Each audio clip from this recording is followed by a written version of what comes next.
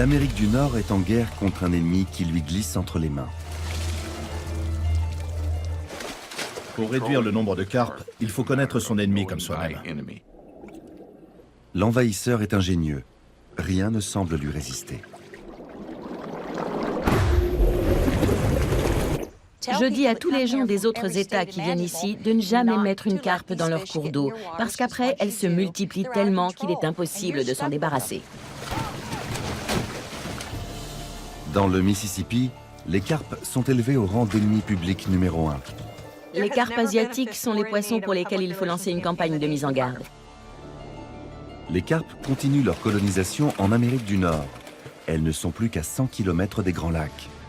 Pourra-t-on arrêter leur progression fulgurante?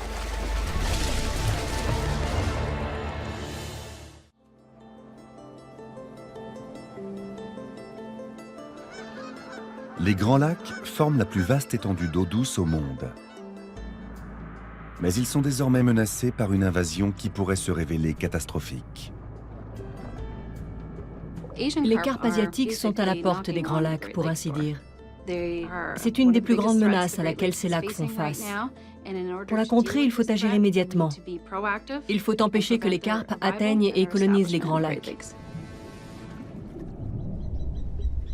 Les Grands Lacs sont un système d'eau douce qui abrite une faune et une flore très diversifiées.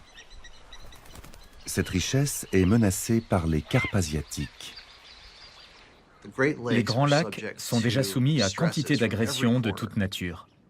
Si on ajoute un stress majeur dans les Grands Lacs, il est fort probable qu'on assiste à un effondrement de sa diversité. Les carpes asiatiques pourraient générer un stress fatal dans les Grands Lacs. Au ministère de Pêche et Océan Canada à Burlington, dans l'Ontario, la biologiste Becky Cudmore travaille à un programme pour contrer l'envahisseur à écailles. Les carpes asiatiques sont des espèces fascinantes à étudier. J'admire leur faculté d'adaptation. Elles survivent dans tous les milieux imaginables. Mais je ne veux pas de ces carpes au Canada. J'ai compris leur impact en les voyant en action dans le Mississippi. Les carpes comptent plusieurs espèces, elles sont en surnombre. Elles sautent hors de l'eau, c'est assez terrifiant comme spectacle. Sur 10 poissons extraits de l'eau, 9 sont des carpes. Les carpes monopolisent les ressources des milieux qu'elles envahissent et provoquent la disparition des espèces indigènes. Pour les carpes, les Grands Lacs sont un territoire de rêve. La particularité des Grands Lacs dans la partie canadienne, c'est qu'ils sont alimentés par un réseau dense de rivières et de leurs affluents. Ces cours d'eau constitueraient des sites de ponte idéaux pour les carpes. Et donc, le fait que les carpes remontent vers les Grands Lacs nous donne des sueurs froides. Les conséquences d'une telle invasion seraient désastreuses.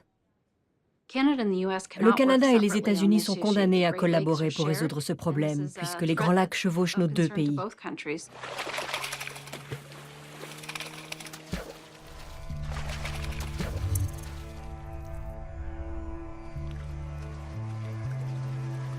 Alliance for the Great Lakes est une association basée à Chicago et dont l'objectif est de protéger les ressources naturelles des Grands Lacs. Au cours du XXe siècle, les Grands Lacs ont subi plusieurs invasions d'espèces exotiques, comme la lamproie marine ou la moule zébrée, deux espèces qui ont fait de grands ravages. Les carpes asiatiques sont tout aussi nuisibles. Le Canada est tributaire des opérations lancées aux États-Unis. Des canaux au sud de Chicago relient le lac Michigan au bassin du fleuve Mississippi. Mais ça n'a pas toujours été le cas. Avant la création de la ville de Chicago, les collines empêchaient les eaux des Grands Lacs de se mêler à celles des rivières reliées au Mississippi. En empêchant les eaux des deux systèmes hydrologiques de se mélanger, les collines formaient aussi un barrage pour la faune de chacun des deux systèmes. En 1900, les industries de Chicago déversaient leurs eaux usées dans le lac Michigan. Les autorités décidèrent de creuser des canaux pour relier le lac avec les rivières de l'Illinois. Les eaux usées de Chicago étaient rejetées dans ces canaux et coulaient vers le fleuve Mississippi. Les conséquences de la création de ces canaux sont plus visibles au XXIe siècle. On fait face à une colonisation massive d'espèces invasives dans les Grands Lacs et dans le Mississippi. Personne n'a imaginé un tel scénario en 1889. Ces canaux ont donné aux espèces invasives accès à l'entièreté du système hydrologique du centre de l'Amérique du Nord. Un exemple, la moule zébrée a migré de l'Atlantique via le Saint-Laurent jusqu'au golfe du Mexique en seulement 25 ans. Pour provoquer une invasion massive dans les Grands Lacs, le meilleur moyen, c'est de creuser un canal de 30 mètres de large entre les Grands Lacs et le Mississippi. C'est exactement le cas ici à Chicago. Ces voies navigables artificielles sont une aubaine pour toute espèce exotique introduite accidentellement. C'est ce qui s'est produit après l'importation de carpes chinoises pour nettoyer les étangs aux États-Unis. Les éleveurs de poissons ont importé des carpes pour débarrasser leurs étangs des algues qui y proliféraient.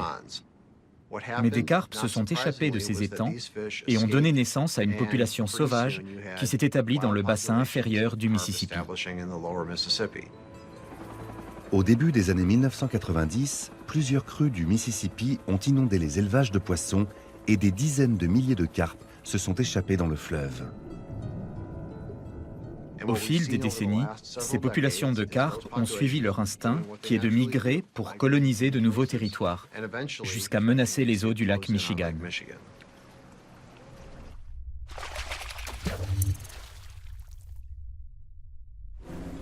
Le Centre de recherche environnementale de l'Institut géologique américain est basé à Columbia, dans le Missouri. Une équipe est chargée de trouver des solutions pour mettre fin au fléau des carpes.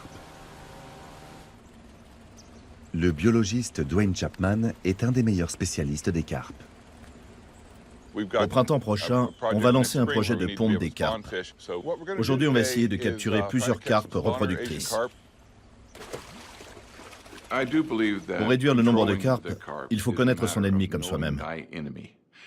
Mon objectif principal quand je me suis lancé dans ce projet, c'était de comprendre la biologie des carpes dans ses moindres détails.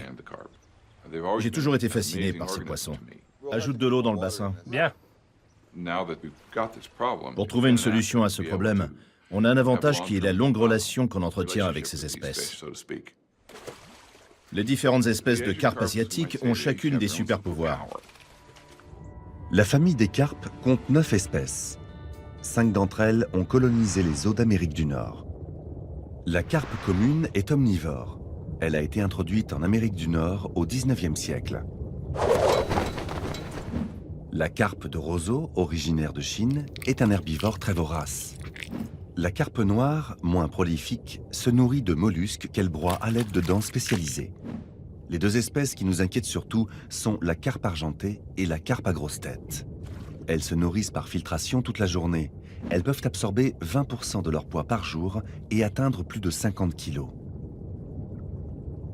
La carpe argentée est l'espèce la plus spectaculaire. Elle possède une sensibilité et une ouïe hyper développées. Dès qu'elle prend peur, elle fait des bonds prodigieux hors de l'eau. Les carpes argentées réagissent au moindre stimuli. Quand elles ont peur, elles s'élancent hors de l'eau. Ce sont des poissons très puissants. Ils sautent très haut. Dès qu'une carpe argentée bondit hors de l'eau, les autres prennent peur aussi et elles se mettent toutes à sauter hors de l'eau. Ça ressemble à une panique générale. Ça peut même être dangereux pour les passagers d'un canot.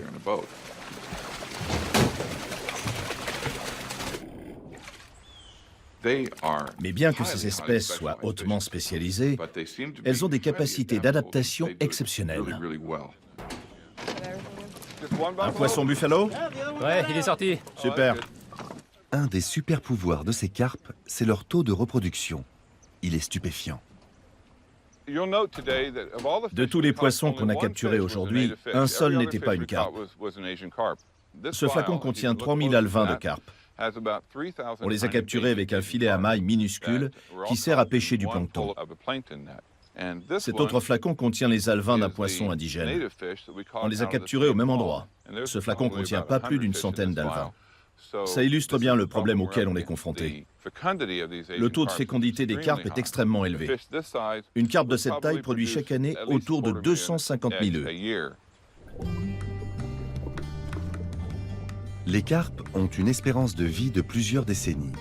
Chacune de ces carpes peut donc produire une descendance de plusieurs millions d'individus. Quand elles ne se reproduisent pas, les carpes argentées absorbent chaque jour des quantités astronomiques de plancton.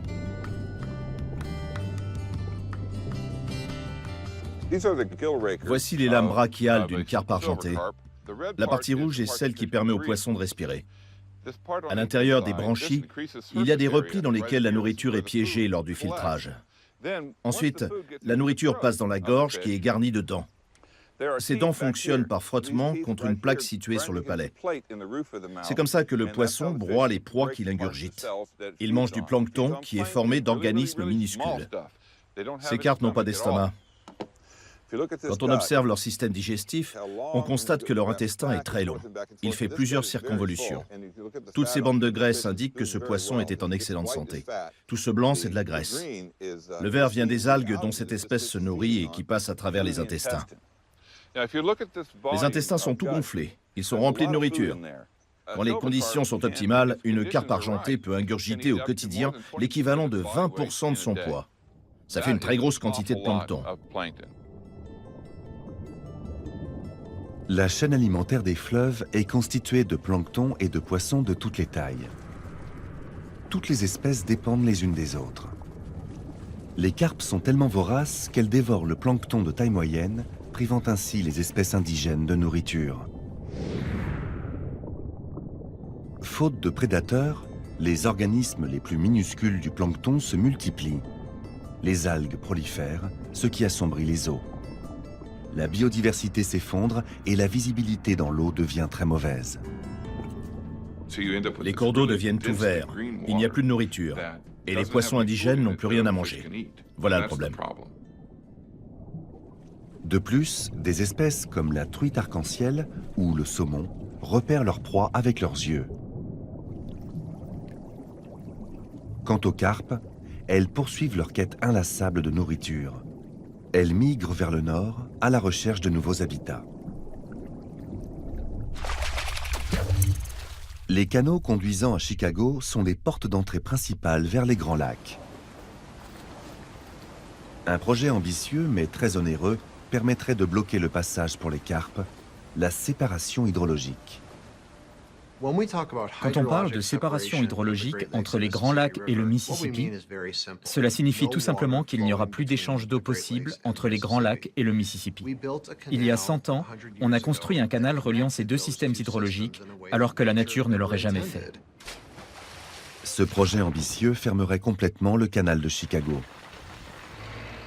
Toutes les marchandises seraient transbordées à l'aide de grues géantes. Ainsi, les carpes asiatiques ne pourraient plus accéder au lac Michigan. Mais le projet suscite aussi des critiques. Avant que le dispositif soit opérationnel, des milliers de carpes seraient à même de pénétrer dans le lac Michigan. La séparation hydrologique aurait également un impact négatif sur l'activité des bateliers. Chaque année, les péniches transportent 600 millions de tonnes de marchandises, comme du pétrole, du charbon, des céréales et de l'acier. Del Wilkins est le porte-parole des bateleurs qui travaillent sur ce canal. Quand on a commencé à envisager de fermer le canal, je n'ai entendu personne parler de l'impact qu'un tel projet aurait pour l'activité des péniches et des industries qui en dépendent. Notre industrie est très viable, elle est très solide, que ce soit à travers le réseau hydrologique ou dans les ports côtiers du pays. L'industrie batelière compte 15 000 péniches et entre 4 et 5 000 navires. Elle donne du travail à des centaines de milliers de personnes.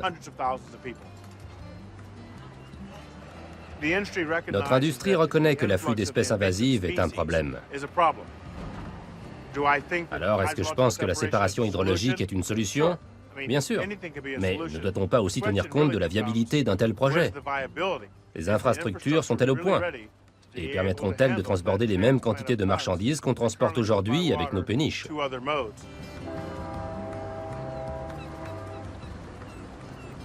Ces cours d'eau profitent à l'économie de l'Amérique du Nord parce que le transport y est bon marché. Une péniche consomme 4 litres de gasoil pour transporter une tonne de marchandises sur 900 km.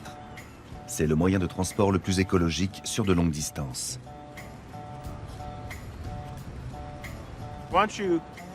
Si on manipule ces tonnes de marchandises à l'aide d'un autre système, on augmente les coûts de transport.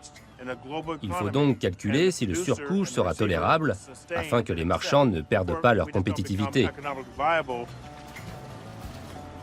Même si le canal était fermé, les carpes asiatiques pourraient quand même envahir les Grands Lacs en étant emportés dans un canot ou à la faveur d'une inondation. Tout le monde se focalise sur le canal de Chicago. On dit que c'est la seule voie d'invasion pour les carpes. Or, il me semble essentiel de tenir compte aussi des autres cours d'eau, qui pourraient permettre à une espèce invasive de passer d'un système hydrologique à l'autre. Les Grands Lacs représentent 25% des réserves d'eau douce du monde entier. Qui ne voudrait pas protéger ça? Mais la solution doit aussi tenir compte des intérêts de l'économie, et pas seulement de l'écologie. Tous deux doivent sortir gagnants. Les études montrent toutefois que le canal de Chicago est le lieu de transit principal entre les Grands Lacs et le Mississippi. Les carpes venant du Mississippi pourraient entrer dans les Grands Lacs en empruntant d'autres rivières. Mais ces cours d'eau ne représentent pas le même degré de danger que les canaux de Chicago. On doit surveiller ces autres rivières et trouver une solution pour y stopper l'avancée des carpes. Mais il faut se focaliser sur les canaux qui vont à Chicago parce que c'est par là que les carpes envahiront principalement les Grands Lacs. Avec les carpes asiatiques, on assiste en direct à une nouvelle invasion. On voit les carpes approcher des Grands Lacs. On n'a jamais disposé de système de prévision aussi moderne pour suivre une nouvelle invasion. On doit en profiter pour trouver rapidement une solution. Les carpes asiatiques sont un fléau. Ce combat exige une grande créativité de la part des scientifiques comme des militaires. Seront-ils capables de déjouer les stratagèmes des carpes ?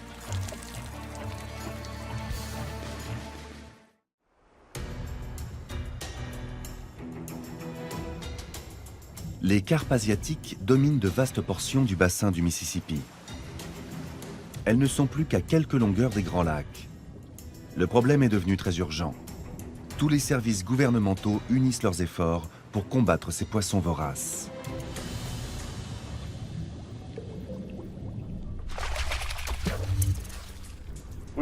Ici le Windy City. On passe la barrière anti-poisson en direction du nord. La première ligne de front contre les carpes se trouve à 50 km du lac Michigan. Les hommes du corps des ingénieurs de l'armée américaine traquent les carpes 24 heures sur 24. L'invasion des carpes asiatiques est un problème qu'il faut prendre très au sérieux. Les ingénieurs et les scientifiques ont analysé ce dispositif dans ses moindres détails pour s'assurer qu'il repoussait bien les poissons. Cette technologie est unique en son genre.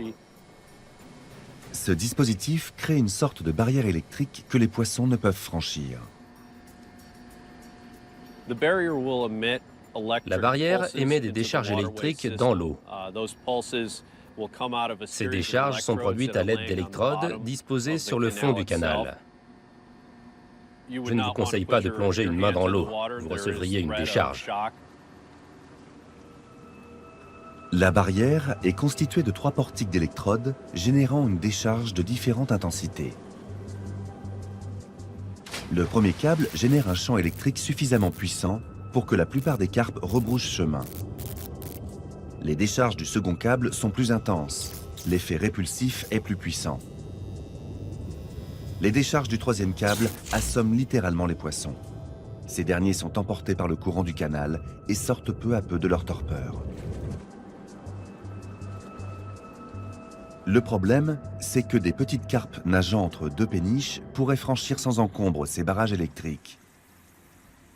Pour vérifier si ce scénario est possible, des poissons sont équipés d'un émetteur. Nous avons installé des capteurs tout le long du canal, depuis l'Illinois. Ces capteurs suivent la progression de ces poissons jusqu'au premier barrage répulsif. Jusqu'ici, tous les poissons ont fait demi-tour. Si le système semble bel et bien repousser les poissons, encore faut-il qu'il soit mis à l'épreuve des armées de carpes que les biologistes combattent plus en amont.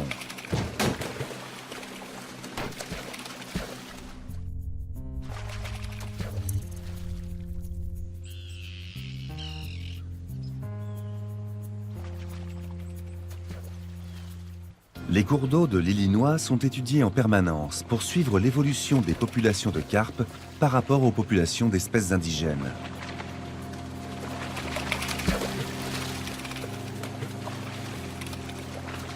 Le générateur est en marche.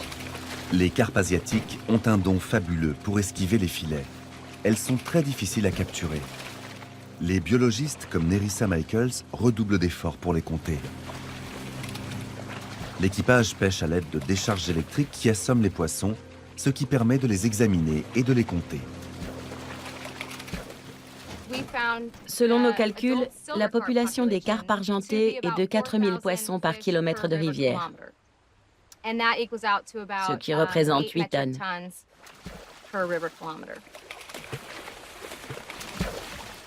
Voici un buffalo à petite bouche. Le buffalo à grande bouche, lui, est en concurrence directe avec la carpe argentée pour la nourriture. Les carpes asiatiques sont extrêmement efficaces dans la rivière Illinois. Elles excellent dans tous les domaines. De plus, le bassin de la rivière est très productif. Il regorge de phytoplancton et de zooplancton. Ce n'est jamais facile de prédire ce qui va se passer. C'est encore plus difficile avec une espèce invasive, parce qu'elle ne réagit pas comme les espèces indigènes. Si les carpes agissent dans les grands lacs comme elles le font dans nos rivières, le résultat sera catastrophique.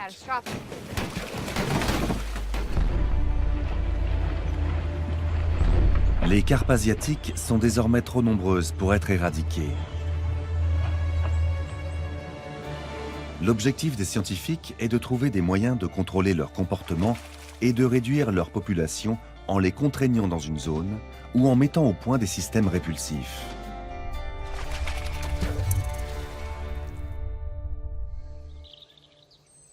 Bien qu'elles soient puissantes, les carpes asiatiques ont aussi un point faible. Elles sont très sensibles au bruit et aux vibrations.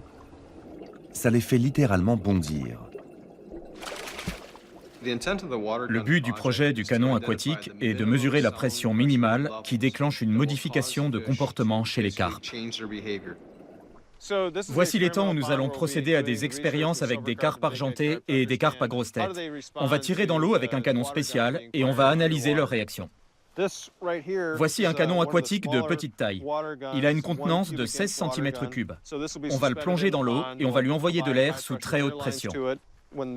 Quand le canon tire, l'air qu'on envoie est comprimé avant d'être expulsé dans l'eau à une telle vitesse qu'il déclenche une détonation. Cette onde de choc se répand extrêmement vite dans l'eau sous forme d'une onde de pression sonore.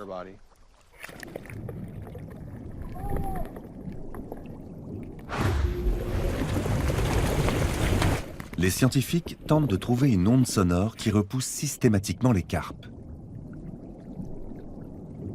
En cas de succès, l'installation de petits canons suffirait à décourager les carpes de rejoindre leur site de ponte. Les scientifiques tentent de trouver des systèmes qui enrayeraient pour de bon l'avancée des carpes.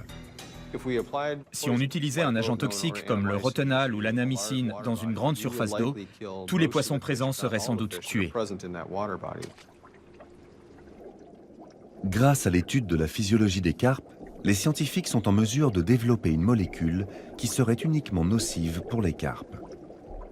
Le Saint Graal serait de concevoir un produit qui, déversé dans l'eau, aurait uniquement un impact sur les carpes argentées et les carpes à grosse tête et qui serait inoffensif pour les espèces indigènes. Les carpes argentées et les carpes à grosse tête ont un talon d'Achille.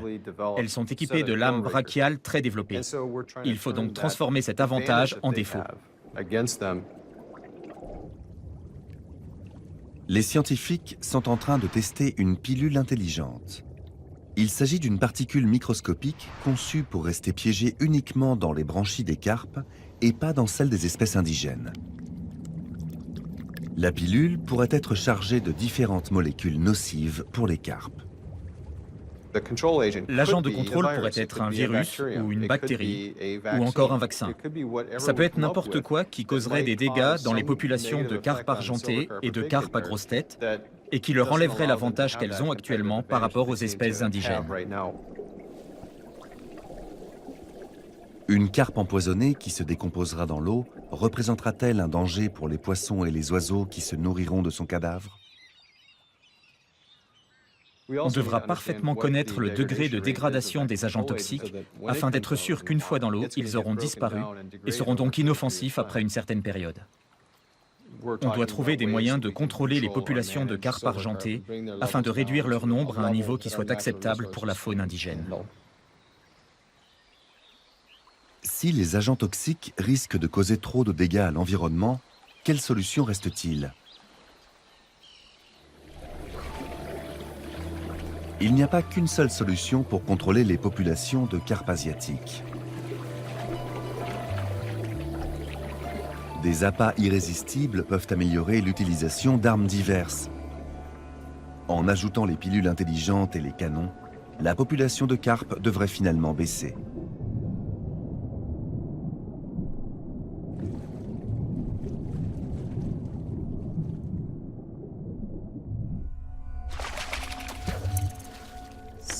Voici le lac Erie. C'est un des lacs qui plairait le plus aux carpes asiatiques. Becky Cudmore, du ministère Pêche et Océan Canada, est consciente qu'une invasion de carpes peut se produire à tout moment. Son ministère a décrété une alerte permanente, sans quoi la cause sera perdue. Pêche et Océan Canada a lancé un nouveau plan qui se focalise sur la prévention. Une des mesures consiste à créer des sites de détection tout autour des Grands Lacs. On espère qu'un tel système permettra de capturer les carpes dès leur apparition et d'endiguer leur invasion. Il y a différents points d'entrée entre le bassin du fleuve Mississippi et le bassin des Grands Lacs. L'entrée principale serait les canaux de Chicago. Ils sont à proximité d'une population de carpes très florissante. Et les carpes aimeraient beaucoup les Grands Lacs. Les carpes adoreraient le lac Erie. Il n'est pas très profond, il est chaud et il est très productif. Il regorge de nourriture.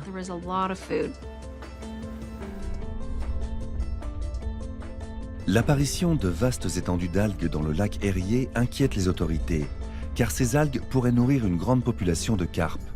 Et il suffirait de quelques carpes pour engendrer un fléau. Il suffirait de 10 femelles et de 10 mâles dans une même zone pour qu'une population importante s'implante durablement. Les Grands Lacs peuvent sembler trop vastes pour qu'un petit nombre de carpes puissent se rencontrer, mais elles sont attirées par des lieux spécifiques pour pondre.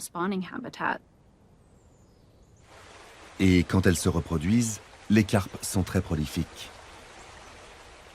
Les carpes asiatiques atteignent rapidement une grande taille, ce qui leur permet d'échapper plus tôt à des prédateurs potentiels et donc de se multiplier rapidement. Elles prennent vite le pouvoir dans les sites qu'elles colonisent et finissent par chasser les espèces indigènes comme les dorées jaunes et les perches chaudes qui forment la base de la pêche commerciale locale. Par rapport aux espèces indigènes, le plus grand atout des carpes est leur adaptabilité.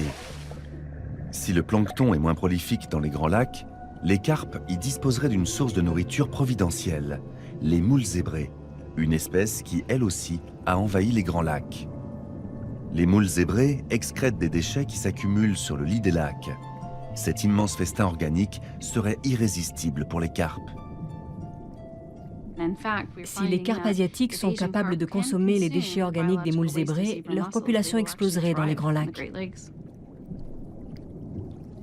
Les carpes asiatiques ont une autre faculté d'adaptation. Elles sont capables de se reproduire avec une autre espèce de carpe. Quand les carpes à grosse tête et les carpes argentées ont du mal à trouver un compagnon, les deux espèces n'hésitent pas à s'accoupler entre elles pour se multiplier. Selon les modèles informatiques, dès que les carpes asiatiques auront établi une tête de pont dans les Grands Lacs, il ne leur faudra que 20 ou 30 ans pour se répandre jusqu'au 60e parallèle. Et avec le réchauffement mondial, leur aire de répartition pourrait monter plus au nord encore. La bonne nouvelle, il y en a tout de même une, c'est que le Canada aurait une riposte très agressive si elle repère un envahisseur dans les Grands Lacs. La situation au Canada est très différente. Les pêcheries et les écosystèmes sont différents. C'est pour cette raison qu'on fait tout ce qu'on peut pour éviter l'invasion des carpes chez nous. La température de l'eau est de 3 degrés Celsius et la turbidité est de 3,0 UTM.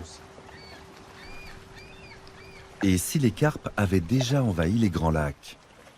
Si les chercheurs trouvent dans les Grands Lacs le matériel génétique d'une carpe asiatique, on saurait qu'elles sont en train d'établir des colonies. La technologie de l'ADN environnemental peut aider, mais elle n'est pas encore à 100% fiable. L'ADN environnemental nous révèle qu'il y a présence d'ADN, mais ce n'est pas une assurance que l'espèce en question est présente physiquement dans le système analysé.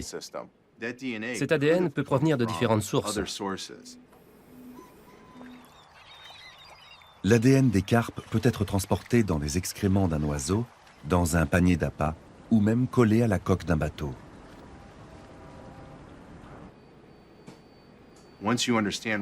Si on détecte une certaine quantité d'ADN d'une espèce spécifique dans un plan d'eau, on refait des analyses sur une période plus ou moins longue, afin de vérifier si la quantité d'ADN augmente, ce qui indiquerait qu'une invasion est en cours dans ce plan d'eau.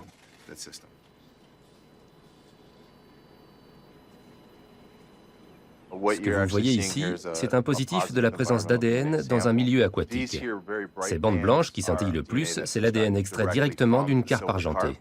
Ces 4 bandes, celle-ci, celle-là, celle-là et celle-là, sont les détections d'ADN de carpe argentée dans les échantillons d'eau qu'on a prélevés. L'ADN environnemental est un outil qu'on peut utiliser comme détection préventive. Mais il est surtout efficace dans les zones où un échantillon positif atteste la présence d'une carpe vivante et n'est pas de l'ADN introduit par un autre biais. Si on est capable de repérer rapidement les carpes invasives avant qu'elles soient trop nombreuses, le taux de réussite pour les éradiquer dans nos eaux augmentera sensiblement. Empêcher les carpes d'établir une population est la seule façon de préserver les grands lacs. Mais cette opération risque de ne jamais prendre fin. Dans les rivières du bassin du Mississippi, où tout espoir semble perdu, le nombre de carpes asiatiques pourrait être contrôlé par une méthode étonnamment simple.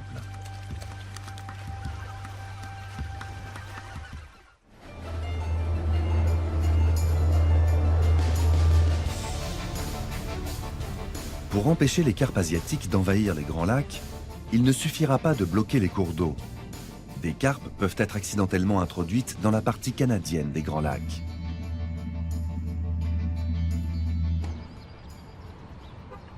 Pour contrer les super-pouvoirs des carpes, le ministère des Ressources naturelles de l'Ontario a créé une équipe de super-détectives. Dans la région du Grand Toronto, on surveille en particulier l'achat, la vente et la possession d'espèces invasives vivantes. Dès qu'un poisson d'eau douce est importé, on organise une inspection, on vérifie les documents d'importation, ce genre de choses. Vous avez beaucoup de livraisons aujourd'hui? Oui, pas mal. Comme tous les mardis. Les gens veulent des poissons pour le week-end. Il y a 4 espèces de carpes qu'il est interdit de commercialiser ou d'avoir vivantes chez soi. On veut s'assurer que tous les commerçants sont conscients de la situation. On inspecte leur entrepôt et on vérifie leur inventaire pour contrôler les espèces qu'ils vendent. Qu'est-ce qu'il y a dans ce bassin, Andy? Ce bassin d'eau douce contient des bars rayés hybrides. Très bien, on va quand même vérifier ce qu'il y a dans les bassins. Je vais en prélever un dans le fond. Je pense que les commerçants spécialisés, les restaurants et les marchés sont au courant de la loi. Donc je pense qu'ils collaborent avec nous, qu'ils font leur maximum pour être en règle avec les lois que nous sommes chargés de faire appliquer.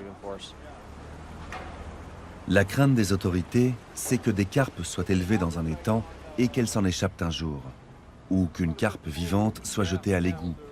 Ce serait comme ouvrir la porte à une invasion de carpes. C'est vrai que si une carpe vivante arrive dans une boutique, le vendeur pourrait ne pas tenir compte de la loi et vendre l'animal vivant. Si une telle chose arrive, il est clair que les carpes pourraient se répandre dans le bassin des Grands Lacs. Quand l'eau se réchauffera, il faudra faire très attention. Ces poissons deviennent très actifs dans l'eau chaude. Des carpes à grosse tête. Non, des carpes de roseau. Pour les inspecteurs, une bonne carpe est une carpe morte. On va jeter un œil dans la chambre froide. Voici des carpes de roseau mortes. C'est parfaitement légal. Vivantes, les carpes de roseau font partie des 4 espèces de carpes invasives. Mais là, ce sont des carpes mortes. Ça ne m'inquiète pas du tout. C'est tout à fait légal de les vendre mortes. Les carpes nous obligent à exercer une surveillance permanente. Mais on n'a pas trouvé une seule carpe vivante dans les marchés du Grand Toronto depuis 2009. En 2012, on a arrêté 3 chauffeurs de camions qui franchissaient la frontière avec des carpes vivantes. Ils vont passer en justice. Il y a encore des infractions, mais il y en a beaucoup moins, et les volumes sont beaucoup moins importants que dans les années 2005 et 2006. Les provinces canadiennes ont chacune leur propre loi. Concernant les carpes asiatiques, une majorité en a interdit le transport et la vente sur leur territoire.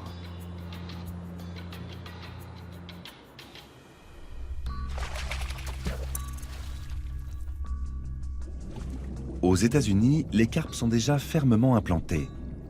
Toutefois, dans une ville gangrénée par la pauvreté, une solution est sur la table.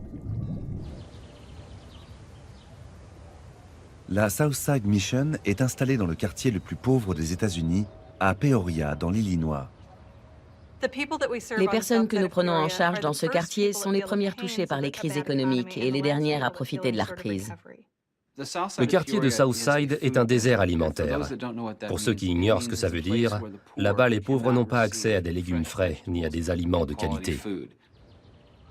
L'ironie veut que ce désert alimentaire, où les pauvres ne mangent pas à leur faim, se trouve à quelques kilomètres seulement d'une source de protéines inépuisable. Si on obtenait tous les mois une quantité stable de carpes, on l'intégrerait à nos menus et on nourrirait des milliers de personnes.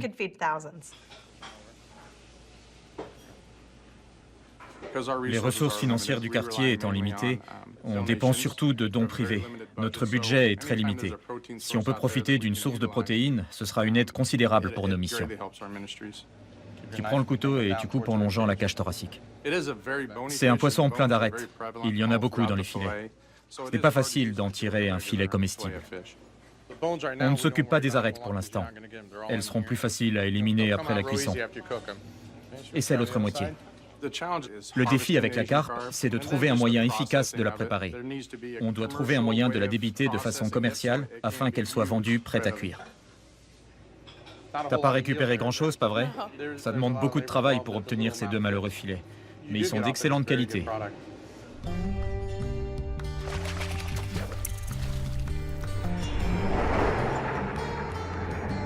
À Fulton, une autre ville de l'Illinois, on trouve un des rares pêcheurs d'Amérique du Nord spécialisé dans les carpes asiatiques.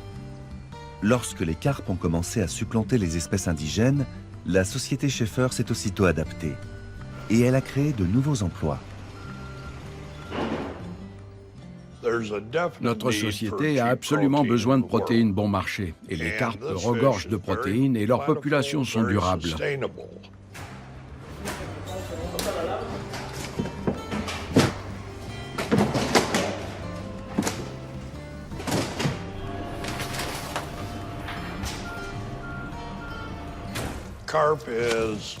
Aux États-Unis, la carpe est considérée comme un poisson de piètre qualité parce qu'il est plein d'arêtes. Or, aucun enfant aux États-Unis ne mange du poisson avec des arêtes. Les enfants préfèrent un filet blanc sans arêtes. Mais dans d'autres régions du monde, les gens consomment du poisson avec des arêtes. C'est donc vers ces pays qu'on exporte. La société Schaeffer expédie ses carpes entières dans le monde entier et aussi sur les marchés ethniques aux États-Unis. Pour créer un débouché domestique, la société commercialise de la carpe séchée ainsi que du salami, des hot dogs et des gâteaux de carpe. Notre produit le plus populaire est le gefilte fish. Et les pâtés de carpe seront bientôt les nouveaux produits phares de notre entreprise. La carpe pourrait nourrir beaucoup de personnes démunies, aussi bien ici qu'à l'étranger. La filière pourrait aussi créer un grand nombre d'emplois au profit des personnes qui sont en difficulté. Pour que l'Amérique du Nord considère la carpe comme une ressource durable, il suffirait sans doute d'une campagne de marketing. S'il y a un poisson qui aurait besoin d'une bonne campagne de publicité, c'est bien la carpe asiatique. Les personnes ont été agréablement surprises. On leur a dit qu'elles venaient de manger de la carpe asiatique, alors qu'elles croyaient avoir dégusté du crabe ou du tilapia. La carpe, c'est vraiment délicieux. Ce n'est pas de la carpe asiatique tout de même. Si, c'est bien de la carpe. Si on traitait les carpes asiatiques comme un aliment et pas comme des parias, on améliorerait le quotidien des plus démunis. Ce serait formidable si la carpe s'imposait dans les boutiques d'alimentation, si le problème de la carpe était résolu sous forme de festin. Quel retournement de situation ce serait? La carpe ne serait plus un fléau, mais une bénédiction.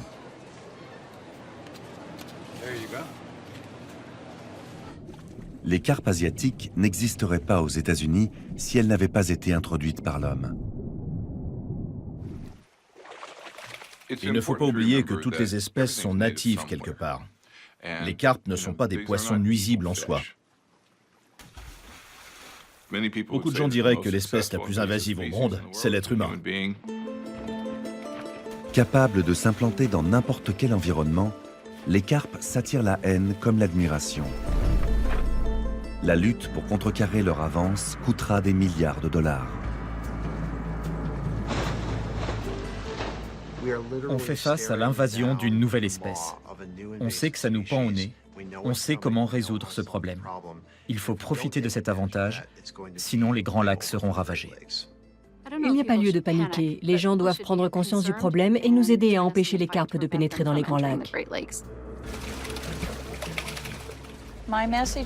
Aux gens qui vivent autour des Grands Lacs, je leur demande comment ils vont s'y prendre pour empêcher les carpes de venir chez nous. Elles vont réussir, elles vont migrer toujours plus vers le nord. S'il y a un moyen de les empêcher de venir dans les Grands Lacs, c'est maintenant qu'il faut agir. J'entretiens une relation d'amour et de haine avec ces poissons. Ce sont des poissons stupéfiants. Mais j'aurais préféré ne pas les avoir chez nous.